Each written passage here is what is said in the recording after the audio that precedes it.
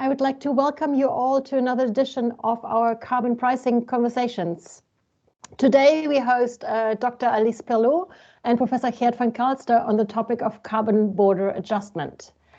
My name is Katja Biedenkopf and I'm an Associate Professor of Sustainability Politics at KU Leuven. And this webinar is organized by the PolyCarbon project, which is financed by the European Research Council. The PolyCarbon project aims to uncover, investigate and understand the underlying mechanisms of conditions for expanding, but also contracting of the global system of carbon pricing governance. The project charts the entire global system of carbon pricing policies, explains the causes of adoption and rejection of ambitious or not so ambitious carbon pricing policies, and analyzes the interaction between various carbon pricing policies globally. Today, our webinar features Dr. Alice Pirlot, who will present one of her recent studies on carbon border adjustment mechanisms, asking the question whether this is a straightforward multi-purpose climate change instruments. Dr. Pirlot is a research fellow at the Center for Business Taxation at the Saïd Business School at the University of Oxford, and if I'm not mistaken, soon will take up a position in Geneva. After her presentation of about 15 minutes, one of our colleagues from KU Leuven, Professor Geert van Calster from the law faculty, will provide some first comments and reactions to start us off for the discussion. We really see this event as a conversation, and so we hope that after Alice and Geert's interventions, every one of you will join the discussion, ask questions, provide their thoughts and comments. I will moderate, so just type something in the chat or raise your virtual hand, and I will then give you the floor. But before we get to the discussion, let me first give the floor to Alice. Alice, please tell us all about your study. Thank you, Katja, for the invitation. Thank you to everyone who is part of the PolyCarbon team. It's been a pleasure to accept the invitation, be in touch with you. And I'm also very, very grateful that Geert van Calster accepted to comment on the presentation and on the paper. So as you say, the paper looks at the question of whether carbon border adjustment measures can be described as straightforward multi-purpose climate change instruments. And as you might expect, when someone asks such a question, the answer is usually no. So I'll try to argue in this presentation in the same way as I argue in the paper that carbon border adjustment measures cannot be described as straightforward multi-purpose climate change instruments. But the reason why I ask the question is because in the policy discourse and in the academic debate on carbon border adjustment measures, these measures are in fact often described as straightforward and multi-purpose climate change instruments. And I constantly had this impression that presenting those measures as such was not fully accurate.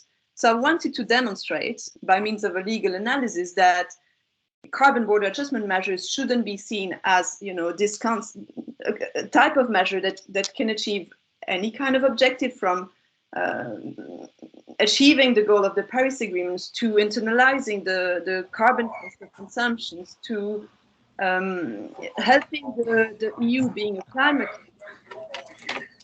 but rather be, I think there is, yeah, okay, great. Yeah, but rather that the term should be seen as an umbrella concept under which many different types of measures might fall. And so that's the type of argument I'll make today. And to do that, I'll structure the talk as follows. So first, I'll briefly explain what are carbon border adjustment measures.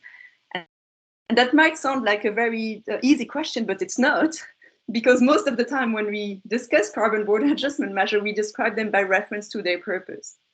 And so here I'll try to step back a little bit and describe them in technical terms by reference to how they are structured. Second, I'll go a little bit deeper into this description by looking at different models of carbon border adjustment measures. And I'll do that by reference to the types of tax measures that could be used as an inspiration to design carbon border adjustment measures.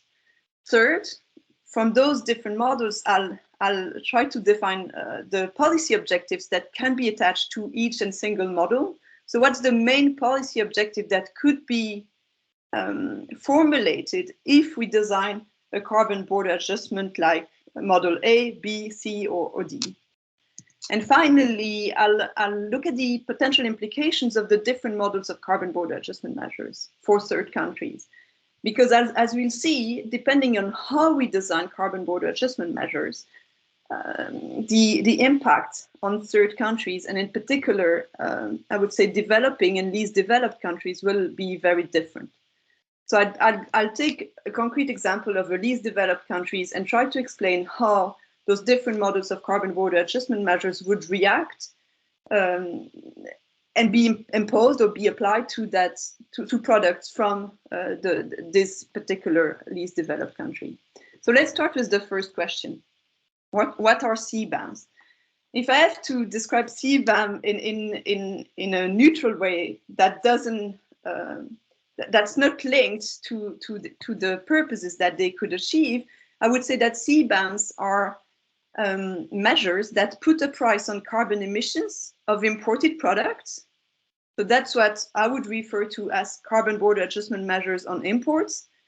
And then in some cases, you could also have carbon border adjustment measures on exports. And in that case, the Cbam is basically this instrument that you'll use in order to relieve from the carbon price exported products. So you exempt exported products from the carbon price. We have this double aspect, right? On the one hand, the possibility to impose a carbon price on imported products, and on the other hand, the possibility to remove the carbon price from exported products.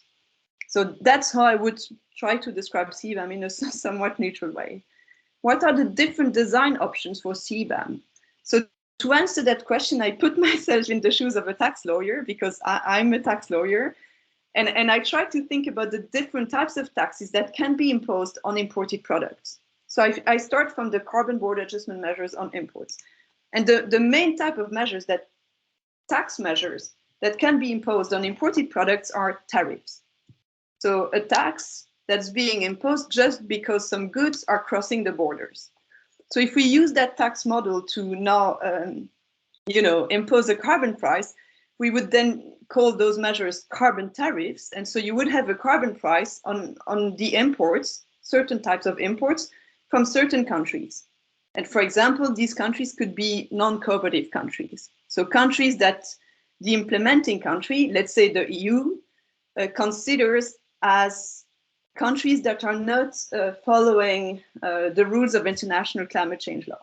For example, countries that the EU considers as non-compliant with the Paris Agreement. So that's the first type of measure. A second type, so again, I'm bringing you into the tax world, right, is the model based on excise duties. So an excise duty is a tax that's being imposed on a list of products that are being consumed on the national territory. Typically, energy taxes in the EU and in many other countries are designed as excise duties. So in this case, you would have a carbon price on imported products, and that carbon price would be equivalent to the carbon price being imposed on domestic products.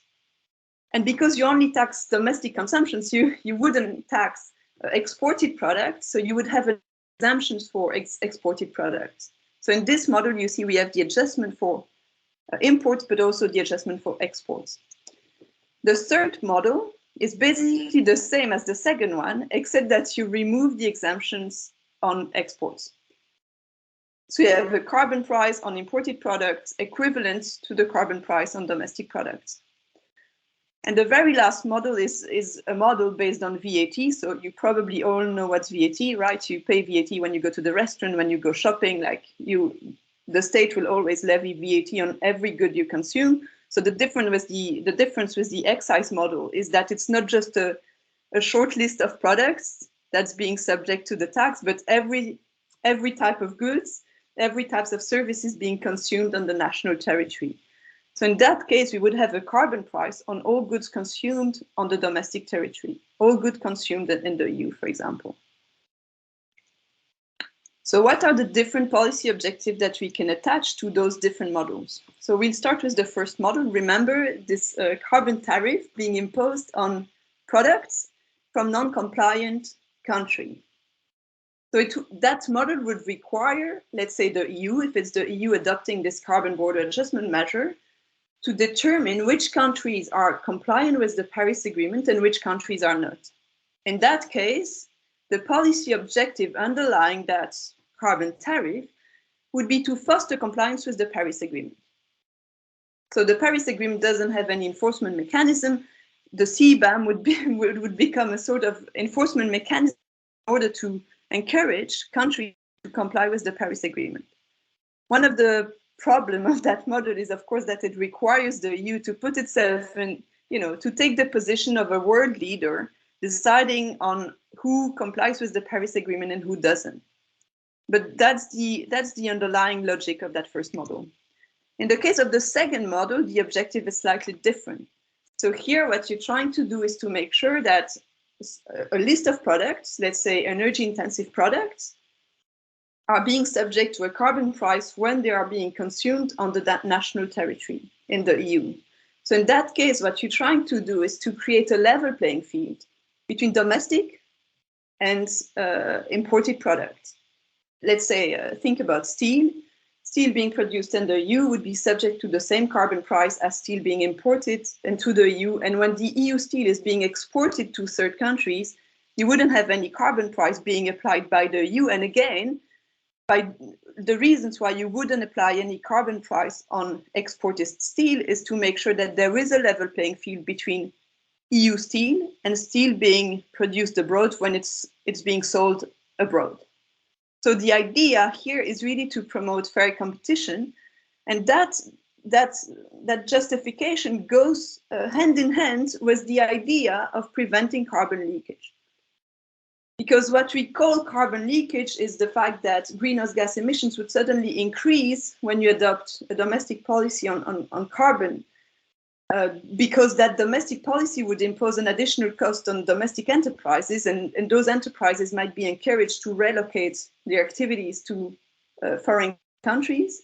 But if you create this level playing field, this fair competition, then you no longer have this problem of, domestic firms may be being tempted to relocate their activities to third countries.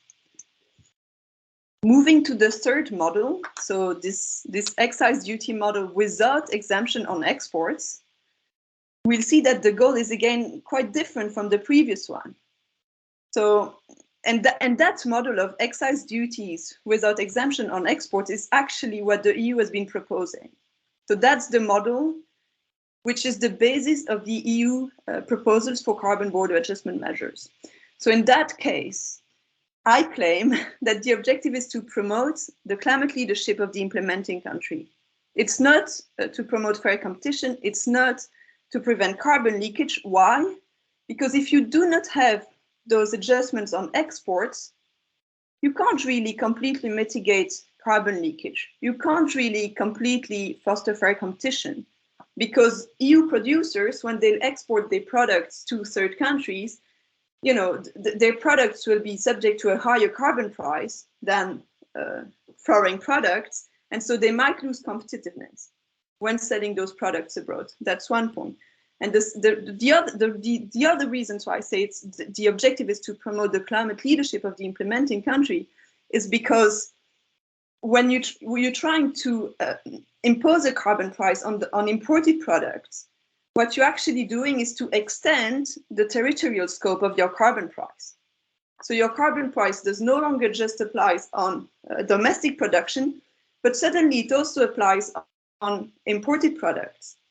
And so in doing so, you're extending the reach of your carbon price.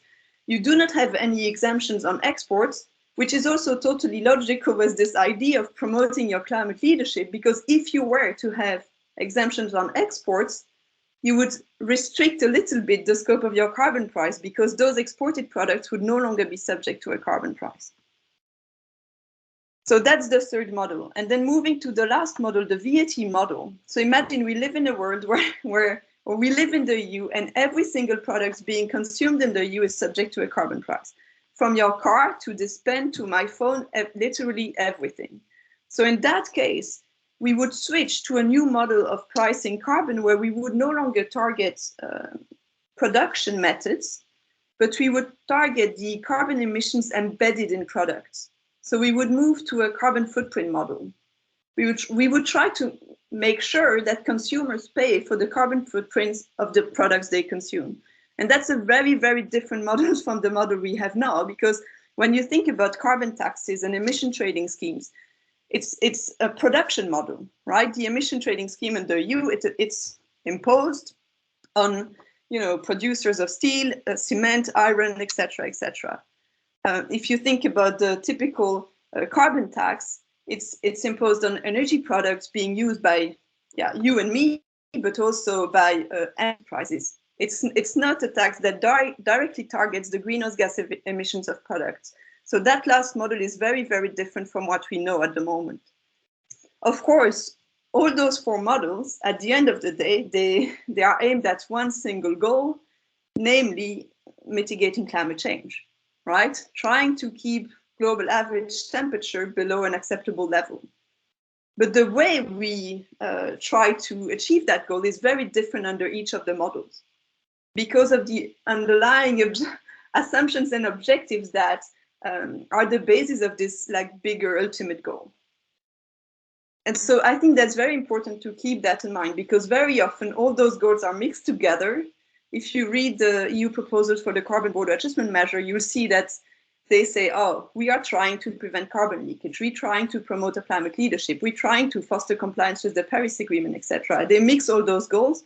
But in fact, when you look at the design of the EU proposals, we're very much into the third model here. And even though I think the first article of the EU Commission's proposal basically says we will have a carbon border adjustment measure in order to prevent carbon leakage.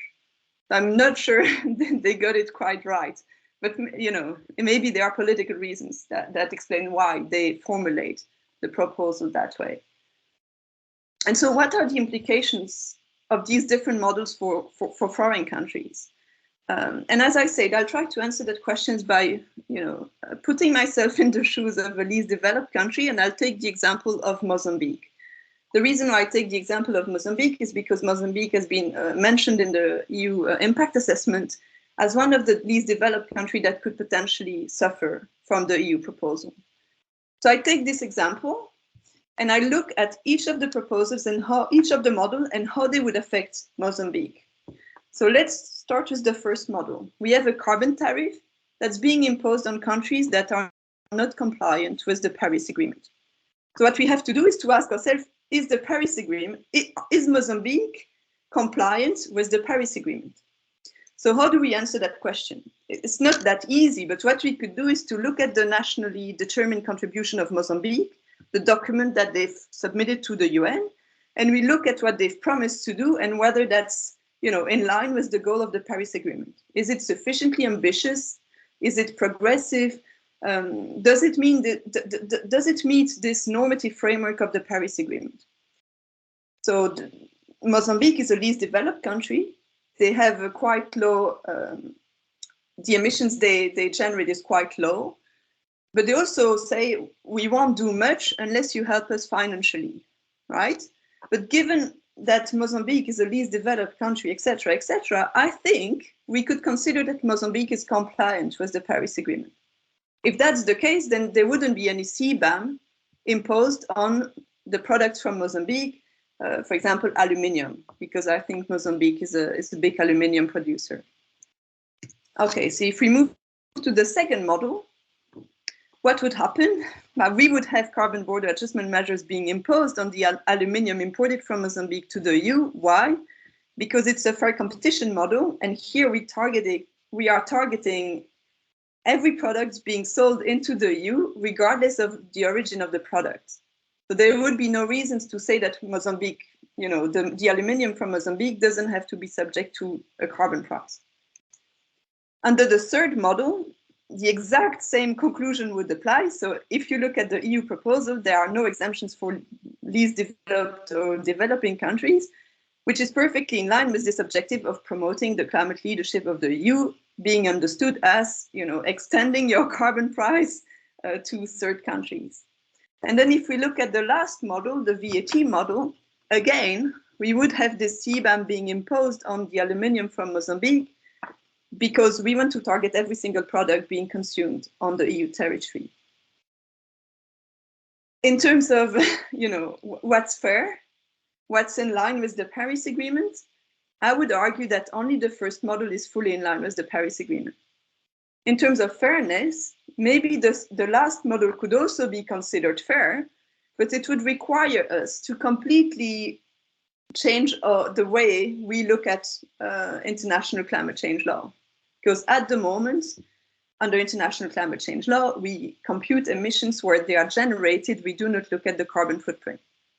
So countries are responsible for the emissions generated over their territory. And that's how we account for greenhouse gas emissions. So we would have to move from that model to a new model where we actually compute emissions where they are embedded in products being consumed on the territory of countries. So I'll stop here. I tried to make it short to really have a conversation with you. I'm very much looking forward to your questions, comments, etc., etc. And if we don't have enough time, not that I'm anticipating that already, but if that were to be the case, please contact me by email. We can have a follow-up call, or we can also exchange by email. So I'd be pleased to be in touch with you. So thank you.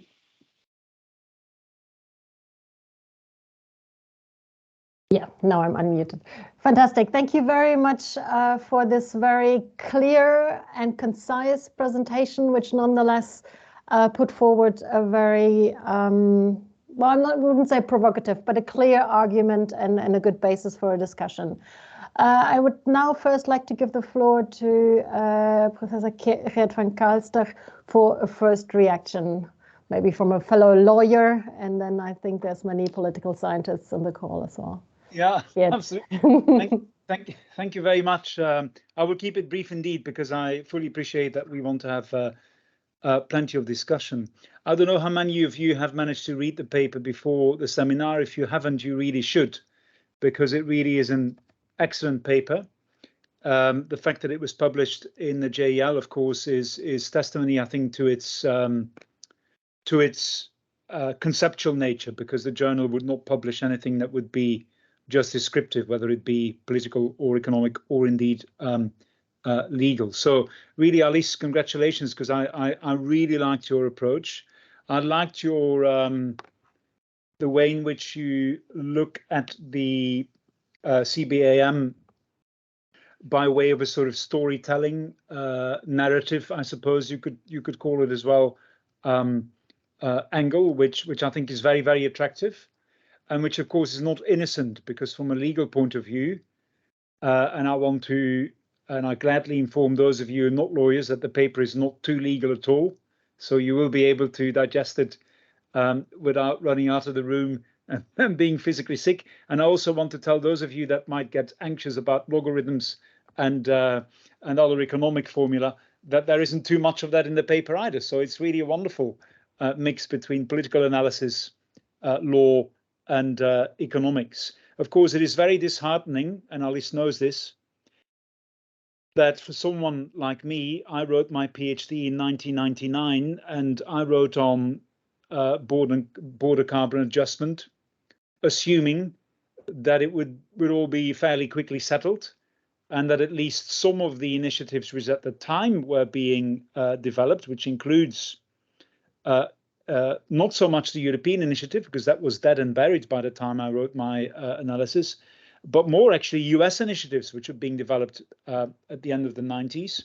It's a real shame that they didn't go ahead, because I think we would have had much of the clarity, which is now being, well, the absence of that clarity, which is now being abused by those that are against proactive climate action to try and freeze European Union action in climate change. But coming back to my views on the paper of Alice, it's a very attractive way to propose the various options in a CBAM. As I suggested, it is not innocent, because under international trade law, the regulatory intention of a particular measure has some impact on its legality. I spare you the details, and it's not always very clear how much impact, but it is the case that what a measure is intended to do will have a certain impact on its legality under international trade law. And it won't surprise you to hear that the opponents of carbon adjustment very much hope that the World Trade Organization rules, potentially also ISDS rules, so in investor state dispute settlement rules, will halt some of the impact of carbon adjustment. So what Alice has done is she has looked at the narrative behind these various, or the potential narratives behind a carbon border adjustment. Then she very attractively has taken that analysis further and sort of looked at what a particular measure would mean for the specific design of the measures, and how much that the actual European Commission proposal meets with some of its proposed narratives. And as you've just heard in the very attractive discussion of the Mozambique example, it's quite clear, I think, that some of the intended consequences are not reached by the current design, and that in fact a much more straightforward scheme, I think, would reach those.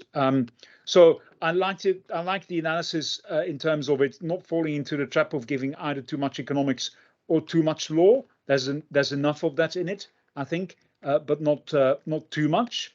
There is, for lawyers, a very attractive section I found in Alice's suggestion, correctly, that the way in which the European proposals will be rolled out might lead to potential forum shopping using what are called rules of origin rules. Now, rules of origin are something which, for an awful amount of trade lawyers, echo very crucial considerations in international trade law, whether it be bilateral or international. And it's unfortunately also one of those areas of law where where everyone sort of keeps on saying that it's really, really crucial. Yes, please. Sorry, I'm having someone knocking at my door. Just leave it inside. Thank you very much. I'm sorry I couldn't take a call, but I'm in a meeting. No problem. Thank you. Bye-bye. Sorry, that's Zoom for you. So, you know, rules of origin are really crucial in an awful lot of international trade agreements. Very often they have technical implications, but more crucially, they have real regulatory implications. So if it is the case that a European CBAM were to be easily circumvented by pretending that your goods come from Switzerland, for instance, an example that Alice uses in the paper, rather than from, let's say, Australia, then of course that would be a very straightforward circumvention of the rules, and one that clearly we must avoid. So for me as a lawyer, that is a section that very much spoke to me, and Alice signals correctly that in the current proposals there is not enough attention to this problem, and that actually unfortunately echoes a lot of the lethargy generally in rules of origin at the international level. I just have one more comment, which is that you might have thought that the various narratives which Alice, Dr. Pirlot discusses are not an either-or proposition. In other words, that it's perfectly possible that a CBAM would be informed by all 4 or 5 even narratives or stories which Alice proposes. And in fact, that's also what the European Commission tries to do in their formal proposal. But when you look at Alice's economic analysis, it is quite clear that that is actually probably more an attempt of the European Commission to hedge their bets rather than a real DNA of the actual proposal. So I think it's a really fantastic piece of work. It'll speak to a variety of communities. It clearly will lead to follow-up work, and I very much look forward to Alice and others doing some of that. But with this, I will finish my comments. Thank you very much. That was very nicely, well, not just praising Alice's excellent piece, but also putting it in context and providing us with some food for thought already. Before I either ask a question myself or give the floor back to Alice, I'd like to ask anyone else in the call whether you also would like to ask a question or provide us with your thoughts or comments. Please just raise your virtual hand or type something in the chat. And otherwise, yeah, Katrina.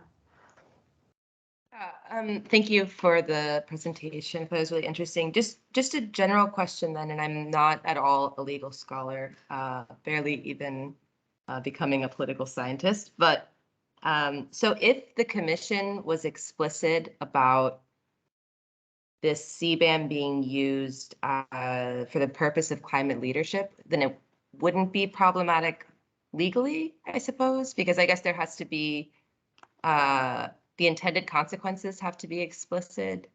I guess I'm confused about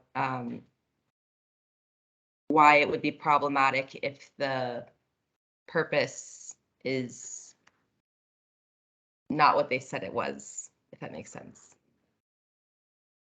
Great, thank you. I would say at least just respond to Katrina's and of course to any of Geert's comments, and then hopefully someone else will also chip in. Yeah, but first of all, many thanks, Geert, for the comments. I feel very grateful because it's always interesting to hear what people find interesting in your paper, right? And yeah, I'm glad you found it useful. It's a paper on which I had to work for quite a long time, to be honest. So I'm glad it finally got published into the GL, and I'm very grateful as well to all the reviewers, because without their help, I wouldn't have managed to improve the paper and be happy about it. So I guess that's the general comments for all of those who are doing a PhD at the moment. If you get a good peer, sometimes it's hard to get comments from reviewers, but it's usually a good thing to, after 1 or 2 days, just feel grateful about the comments, because it's just a good opportunity for you to improve your work. And then at the end of the day, that's the work you'll present to others to, get a job or, present your research basically. So a big thank you to the reviewers. I don't know who they are, but I'm very grateful for the comments I received. So, but I stop here with being grateful. On your question, Katrina, the main reasons why I think it's problematic that they are not being clear on the purpose and how it matches to the design is mostly because if you want to sell a measure, of course it's better to say that you were not a reviewer again. Okay, so one person less in my list of potential people to thank. But one of the reasons why I find it problematic that they're not very clear about the narrative is because it's of course attractive to say that the measure might achieve all those multiple purposes, right? And everyone will be happy about it because you'll please everyone. But at the end of the day, when people will start looking at the design, they'll realize that the measure will not do what the EU Commission has promised them to do. And so they might not actually manage to get the measure being adopted. So that's more of a political reasons why I find it problematic. From a legal point of view, as Geert was saying, the design and the objective of the measure go together, and the way the measure will be considered to be compatible or incompatible with international trade law, but also with international climate change law, will depend on what the measure is actually doing. And what the measure is actually doing is not just a matter of how the measure is being presented in the policy discourse, but also a matter of how the measure is being designed. So if I look at the carbon tariff, for example, that's very, very likely that such a measure would be incompatible with international trade law. However, from the perspective of the Paris Agreement, in my opinion, it's one of the only models that actually match the spirit of the Paris Agreement. If I look at the excise duty model, or the excise duty model without exemption of the VAT model, all these kind of taxes are traditional taxes that have been considered compatible with international trade law. So the next question is, does the carbon dimension, the fact that we know, we're transforming those traditional taxes into carbon taxes, does that change the legal regime of those measures under international trade law? Does that make them does it make those measures incompatible with international trade law? And some people will say yes, and some other people will say no. There is no, I don't have a crystal ball. There is no precise case law to answer these questions right now. So the only thing we could do is to, if these measures are being adopted by the EU, is to wait and see, and that's all we can do, really. Great, thank you. We have another lawyer who raised his hand. Vinit, one of our colleagues from the GGS, you have the floor. Hi, thank you. So just to add on that comment as well, I think it is structured as carbon border adjustment mechanism and not exactly a tax, because they want to avoid potential litigation at the WTO, because it is easier to challenge that they discriminate against the importers, because some are given exemptions and some are not. But then they can also claim that it's an internal regulation, meaning that they probably will tax a producer rather than a product, right? Like a steel producer. And then there is a chance that they can get away with that. So it is a very, at least in my understanding, it's a very, carefully curated term rather than just calling it a carbon border adjustment tax. I mean, they could have done that as well. It's good you say that. So it's true, they don't call it a tax. My opinion is that the reasons why they don't call it a tax is more due to EU law than to international trade law. I don't think there is such a big distinction between tax and regulations under international trade law. I know everyone makes that distinction, but I've tried to show that maybe it's not that relevant in my book. But under EU law, we all know that to adopt a tax, you need unanimity. To adopt an environmental regulation, you don't need unanimity. And because the EU is linking the carbon border adjustment measure to the EU ETS that was adopted as an environmental regulation, then they have to, it's better for the EU to call it a regulation than a tax, and to say that these are like Cbam certificates that you will buy in the same way as you would buy emissions allowances under the emission trading scheme. When I think it's controversial from a legal point of view. Again, like if you look at the design of the measure, etc., I'm sure there are good arguments to say it's not a tax, but I'm sure you could also find good arguments to say that it's a tax. And it's the same with the EU ETS, I think. The way they are changing the EU ETS with, like the reserve mechanism, etc., I think all of that could at some point be used to argue that the EU ETS is becoming closer to a tax than it was before. But of course, that would be problematic, because you need unanimity to adopt tax measures. Thank you. Yeah, great, thank you. So if anyone else raise your hand, unless I see your hand, I'm going to ask an own question. Well, I have a number of thoughts or things that I'd like to ask, but one thing I was wondering, the first purpose that you're referring to is compliance with the Paris Agreement. And, but one thing I'm wondering is that, and of course I have the EU Cbam proposal in mind, that is not for the entire economy, right? It's for certain sectors. So how could you actually ever say they are in compliance with the Paris Agreement when the Paris Agreement is about the whole country, every sector, any activity that the country has, while then the measure is only targeting steel and a number of other sectors?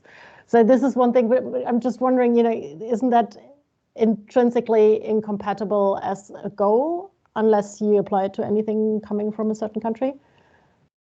so again, it's a matter of design, right? So if you want to have these carbon tariffs against countries that are not complying with the Paris Agreement, what do you do to force them to comply with the Paris Agreement, to sanction them? And so either you could just limit it to a number of sectors if you think that's sufficient, or you could say, actually, it's not sufficient. What we will do is to have a carbon tariffs of 5% on, or not even a carbon tariff. You could just have a blunt tariff of 5% on every single product coming from those countries into the EU.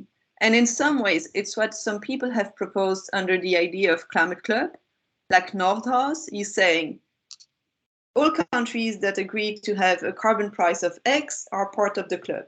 If you disagree to be part of this climate club, then no problem, but the club member will impose a tariff of 2%, I think he says, or 5% on all imported products from those non-club members. So yeah, I agree with you. Like, it's not that the carbon border adjustment measures help those countries comply with the Paris Agreement.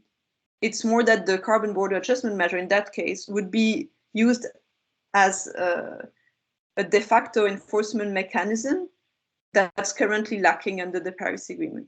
And for that reason, some people have told me, but actually that mechanism that you claim,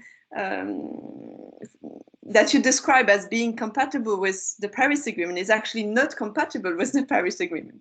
Because under the spirit of the Paris Agreement, you don't have any enforcement mechanism. So just this idea of having an enforcement mechanism is incompatible with the approach of the Paris Agreement. And of course, they are right. I guess if I look at all the models I've described, the carbon tariff model is the one that's the closest with the Paris Agreement. That's the least incompatible with the Paris Agreement. That's the one that's the most in line with the spirit of the Paris Agreement. And I think that's something that hasn't been recognized so much in the policy debate, but also the scholarly debate. Because I've been working on other papers on carbon border adjustment measures with economists and lawyers, and so many times in the introduction of the paper, we were describing Cbam as those measures that would, help countries to achieve the goals of the Paris agreements, etc. And every time I felt like this is not quite correct, but it's very difficult to explain why, because it's true that the Cbam will help the EU meet its objective under the Paris Agreement. That's true. But by doing so, it will also mean that the EU will infringe the rights of other parties under the Paris Agreement. So it's this double aspect. Yeah, indeed. And one thing that, was another of the question, this nationally determined. So what if a country nationally determines that they don't want a carbon price, but a different kind of policy? Are we then imposing a price while they could use regulatory measures or some kind of other approach? But before you answer that or react to that, Shubangi, you lowered your hand again? Yes, no, sorry, I just lowered it. I assumed you saw it. Yeah, so I just wanted to, it's more of a comment building on what you said, Katya, which is the Paris Agreement essentially is limiting global warming to 1.5 degrees Celsius, which is a global phenomenon. And Katya, you talked about sectors, but I guess we can also extend that to geographies, right? Essentially, what it would mean is breaking down that global goal amongst different countries and then different sectors, and that ends up the discussion ends up being about carbon budgets and how you distribute it. And as we all know, that's a very debated topic. So yeah, so just wanted to extend Katya's comment to that and how this would play out in that sense, and exactly what you said. And then it would end up linking to equity issues, which is that if there is an import tariff, how does that the value of that tariff, how would that differ from country to country? Because the equity and the distribution aspect comes in, the CBDR aspect comes in. So I think I was also typing it in the chat box while you were presenting, which is how is the compliance to the Paris Agreement defined or operationalized? Because it's, I mean, in my head, it would boil down to the distribution of the carbon budget, and that's just a very contested and difficult debate to have. Thank you. Sorry for the long-winded. comment. It's a great question. So thank you. Yeah, how do you define compliance with the Paris Agreement? It's not a question I answer in the paper, and that's exactly where I'm, pointing my finger to the fact that it would be very complicated to operationalize it, because it would require that the implementing country decide on who complies with the Paris Agreement and who does not. So if it's the EU adopting this model of carbon border adjustment measure, it would mean that the EU position itself as, a region that is in charge of deciding who is a good country, who is not a good country. And countries have done that in other fields, right? In tax law, the EU has a list of tax havens, or like non-cooperative jurisdictions, as they call them. So it's not that this hasn't been done in the past, but of course, in the context of climate change, where you need this discussion between countries, and we need those climate conferences every year, and we cannot really, it's very risky to propose carbon border adjustment measures, because you could suddenly have countries completely, walking away from the international negotiations. And these are crucial places, because climate change cannot be solved by one country or a group of countries. So that's clearly a big question in terms of how you operationalize it. And I'm not saying that this is the solution.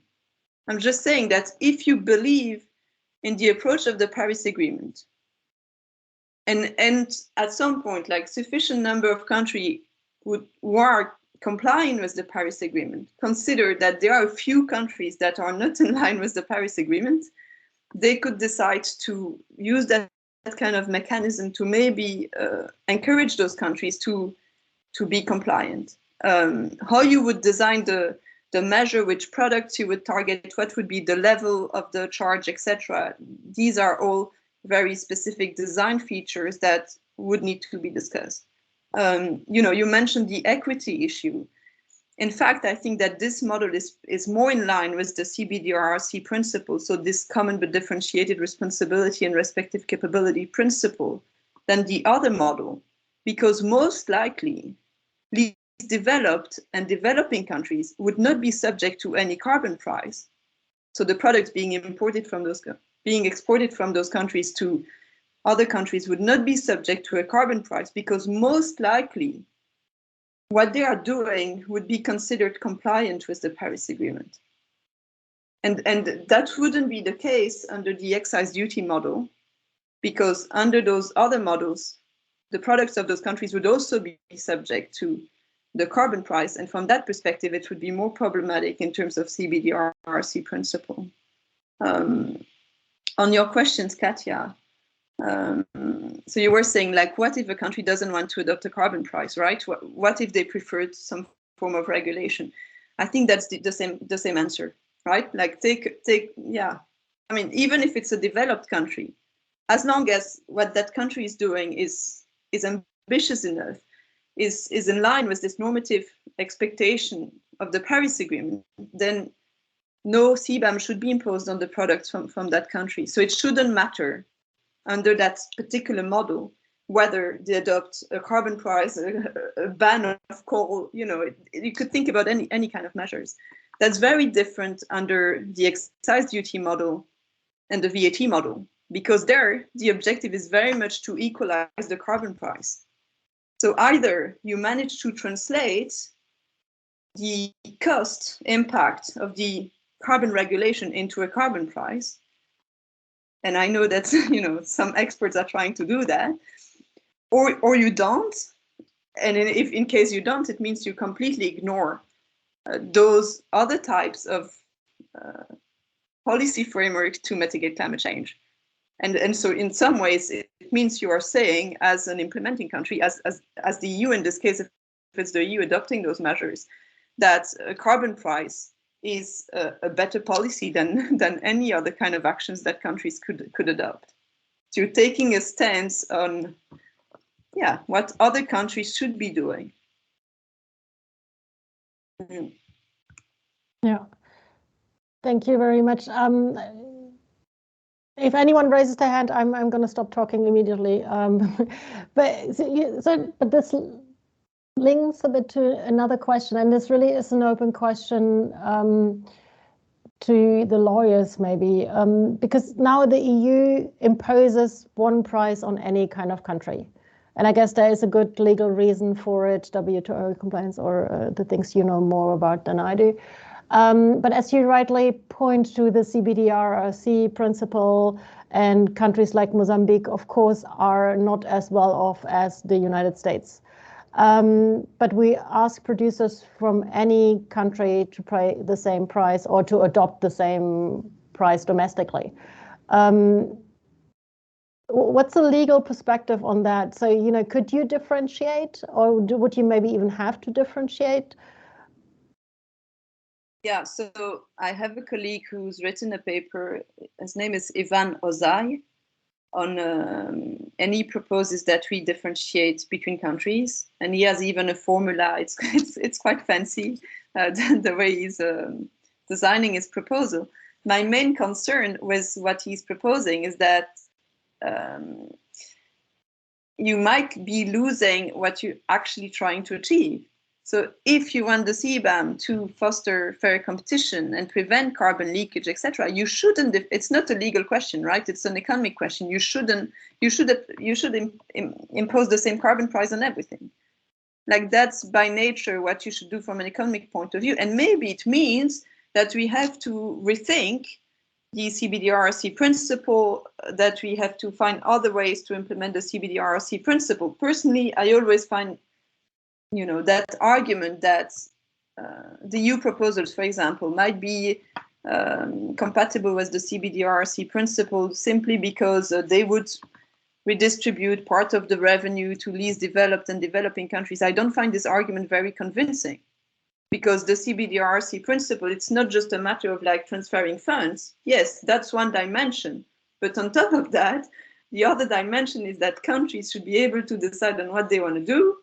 And if you're least developed or developing countries, you're not obliged to have as high a carbon price as other countries.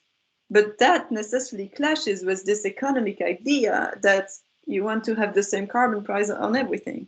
I see Geert has his hand up, so I'm sure you might add something to that. Yeah, it's a fascinating question, right? Because from an environmental point of view, of course, the same greenhouse gas emissions, wherever they happen, you know, have the same effect, more or less. So from an environmental point of view, one price would be obvious. But then you get complications. So the complication, first of all, lies in that the climate change regime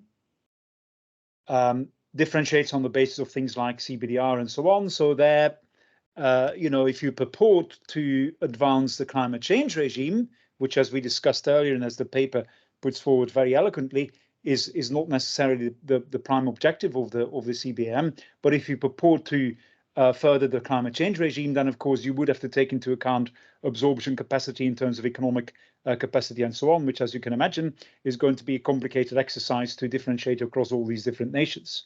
Now, from what the proposal does provide for is that you do, of course, provide proof that you already pay something similar. And then the question becomes, how far do you look for the similar measures in national climate change policies? But it is possible that you propose that you're already paying something similar in your national domestic regime. And, you know, speaking in camera, i.e. just in this group, I suppose it would be safer for the EU to take into account those, you know, the more it takes into account the individual compliance of national climate change policies with international climate change law, the safer its regime will be under the WTO. Purely from the point of view of how much do you actually already include the climate change impacts of your production in your national regulatory regime, whether that national regulatory regime be a permitting regime, be a tax regime, be a something else regime, right? But there as well, of course, the Commission could argue that it becomes completely disproportionate to have to take into account too many variables in this exercise of offsetting. Yeah, and the IMF proposal for a global carbon price has, I think, 3 groups, so they try to differentiate a bit. So now suddenly we have all the hands popping up. Oscar, quickly, you have a question. Yes. Well, it was more just of sort of, I guess, a reaction. Thank you, Alice, for a great paper that really, was fantastic, and just thinking systematically and clearly about this. Just my gut reaction when you talked about whether or not the objective of the Cbam should be to equalize carbon prices. I was thinking about the efforts that's been made to link the different emissions trading systems and how difficult that's been in practice. And I think it's not the perfect parallel, but it's somewhat of a parallel to that same process. And so, if we talk about in practice, how do you equalize carbon prices in different jurisdictions? If you have steel imports from India versus in Korea, and one country has an ETS and one have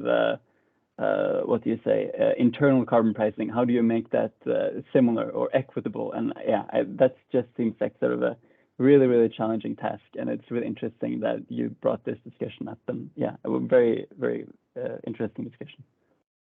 The space to watch, I think, was in relation to that specific point is what's the OECD is doing, because the OECD has been, trying to portray themselves over the past weeks and months as the new climate leader in terms of carbon pricing instruments.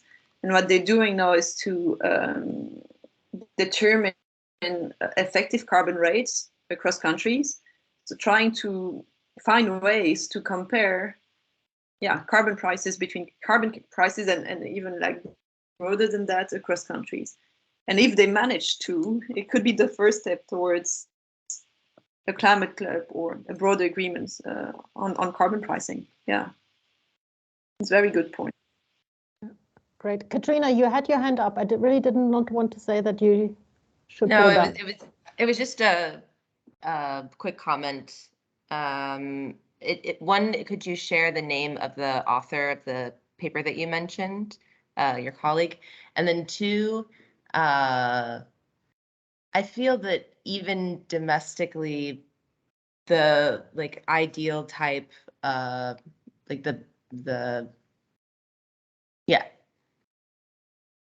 economists say that carbon pricing should be implemented certain ways, but in practice, there are free allocations and allowances and exemptions.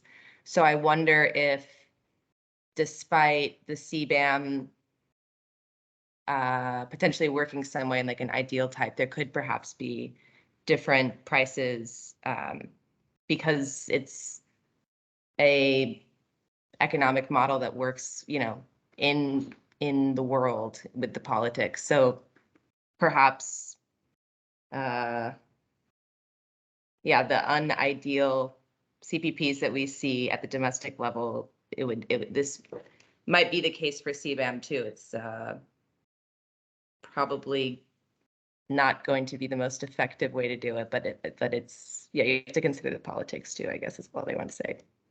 No, that's a good point. And again, you could bring both the politics and the economics together, right? By asking economists to model what would then happen in case you have this differentiated carbon price, as has been proposed by so this colleague who you asked me to repeat the name, Ivan Ozai. So it's IVAN and then OZAI. And the paper is available on SSRN, so you could easily download it. I think it's a very good paper. I just, the main concern I expressed to Ivan was related to how he would reconcile this model with the objective that's being attached to Cbam, namely preventing carbon leakage. And then he's quite precise on how he would differentiate between countries. So that, again, could be criticized based on the comments that some of you made before, right? Great. I know that we're 2 minutes already beyond our time limit. I'd like to give you the floor for the last comment or question, and then Alice can respond, and then we can wrap up, I would suggest. Thank you, Katya.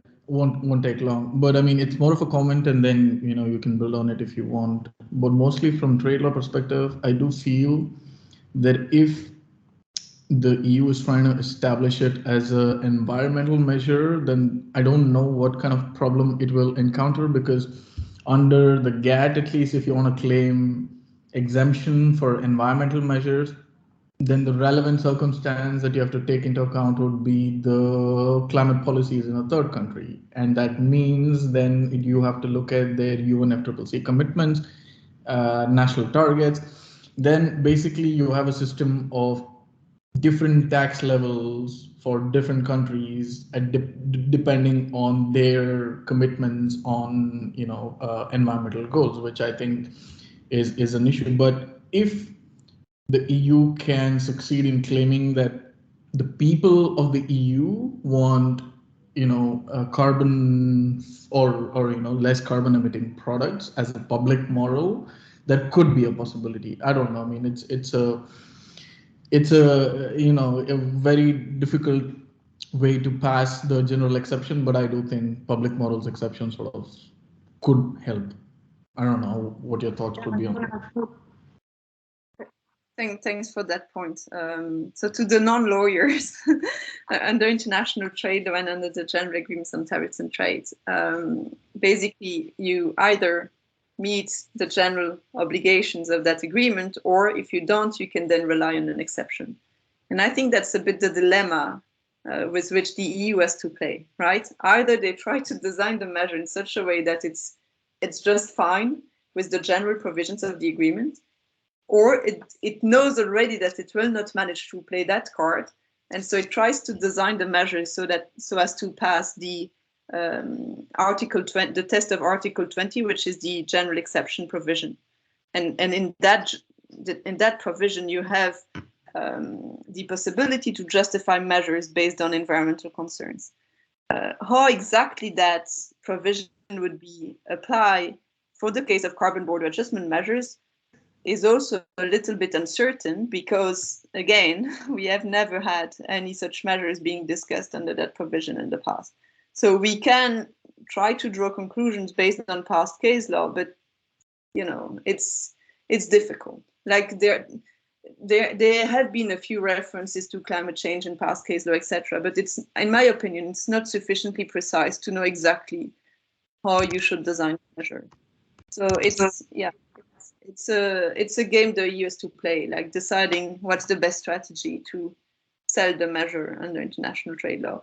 The best strategy in any case is to convince other countries that the measure is fine under international trade law, because if no one challenges the measure, then no one will bother about whether or not it's actually compatible or incompatible with international trade law. And there are plenty of measures that are potentially incompatible with international trade law, but have never been challenged. And so here we are. Take the free allowances under the EU ETS. There are people who say that this is potentially problematic under the agreement on subsidies and countervailing measures. Yet no one has ever challenged that. So far, so good. Great. Thank you very much for encouraging people to challenge all different kinds of measures. No, thank you very much for, to everyone for taking the time to join this conversation, but in particular to Alice and Geert for sharing your thoughts, for sharing insights into your research. And I guess the fact that we ran over time also is a testament to the fact that this was very interesting and a very good discussion, which we probably should continue. And we probably will as well in different contexts and different fora. I just would like to finish by saying, if you're interested in being informed about future carbon pricing conversations, just sign up to our mailing list. I copy-pasted the link to our website in the chat. So let's just see this as one step in a continuing conversation about various aspects of carbon pricing. Thank you very much again, Alice and Geert, for joining us. And have a nice rest of the day. Thank you. Thank you, everyone. To all the participants, to you, Katja, to Geert, and everyone. Take care. Merci, Alice. Bye-bye. Bye. Bye.